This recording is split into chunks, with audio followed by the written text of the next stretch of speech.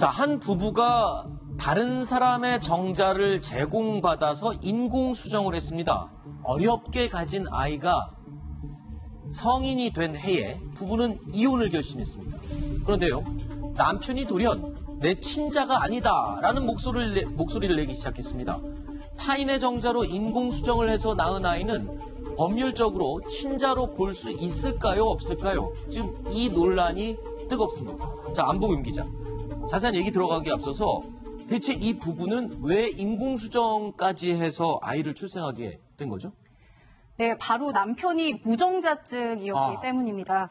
이 1985년에 결혼한 이 A씨 부부는요. 네. 남편이 무정자증이었습니다. 네. 그래서 결혼한 지 8년이 지나도 애가 생기지 않았기 때문에 우리 어떻게 해야 애가 생길까 고민하던 끝에 제3자의 정자를 기증받아 시험관 시술을 통해서 아이를 낳게 됩니다. 네. 이게 1993년인데요. 네. 첫째 아이가 탄생했습니다. 네. 그로부터 4년 후에 아내가 임신을 하게 됐는데요.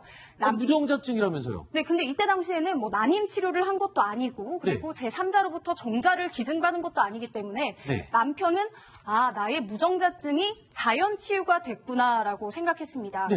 그래서 이 부부는 무척 기뻐했고요. 네. 그 해에 태어난 아이는 네. 잘 이제 자라게 됐고 친자로 이제 등록을 했습니다. 호적에 넣었고요.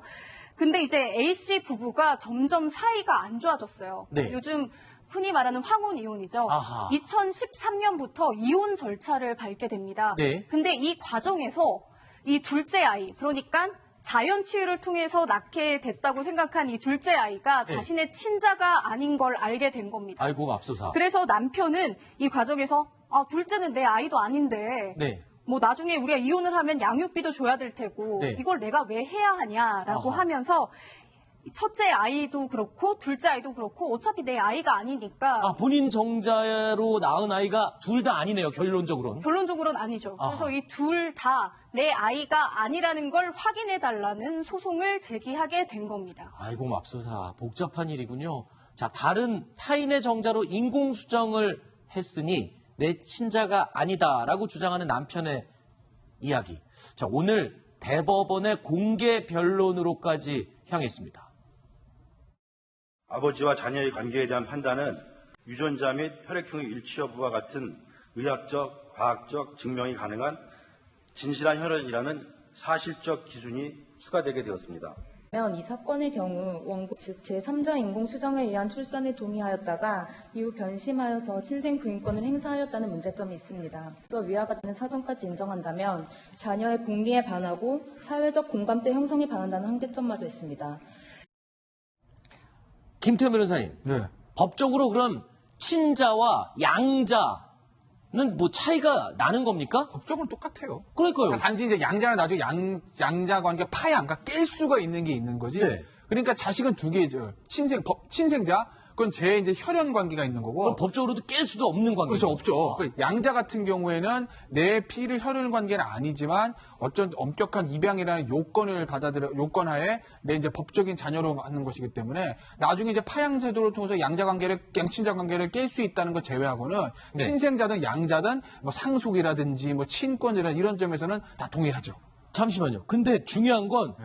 지금 그 부모, 아내의 몸에서 출산을 한 아이예요. 그러면은 법적 기준으로 볼 때 이거는 친자입니까? 양자입니까? 지금 저 쟁점 첫째 아이, 둘째 아이 두어 명 있습니다. 네. 결과적으로 첫째 아이, 둘째 아이 다 저 남편의 어떤 혈연 관계 유전자를 받은 아이는 아니에요. 그렇죠. 둘째 아이 같은 경우에는 사실 어떻게 보면은 친생자도 아니죠. 근데 그렇죠. 이제 요 소송에서 법원에서 양친자 관계를 인정을 했어요.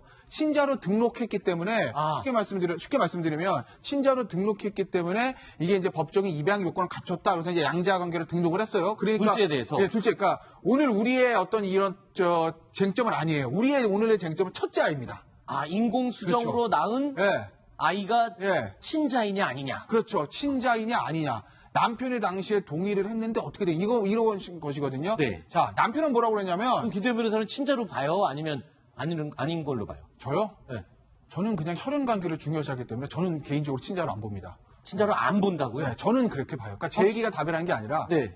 저는 그렇게 보는데 1심, 2심은 아니었어요. 자, 네. 보세요. 1심, 2심 뭐라고 그러냐면 인공수정에 동의했기 때문에 친자로 추정할 수 있다. 네. 자, 보세요. 둘째 역시 입양의 요건 같으면 양친하고 요 둘째 얘기고 네. 첫 번째 줄에 첫째 얘기거든요. 네. 인공수정에 당신이 동의하지 않았냐, 오케이 하지 않았어. 그러면 친자가 그러니까 되는 친자로 거구나. 보는 거야 라고 얘기한 건데 남편은 뭐라 그러냐면 나는 동의한 게 아니다. 그냥 묵인했을 뿐이다. 이렇게 얘기를 하는 거죠. 박지원 변호사님. 네. 얘기 듣고 보니까 김태현 변호사님 얘기가 상당히 논리적이에요. 일리가 그러니까, 있죠. 일리가 있고 대법원에서 공개 변론을 한다는 거는 그만큼 놀라야 된다는 겁니다. 그렇죠.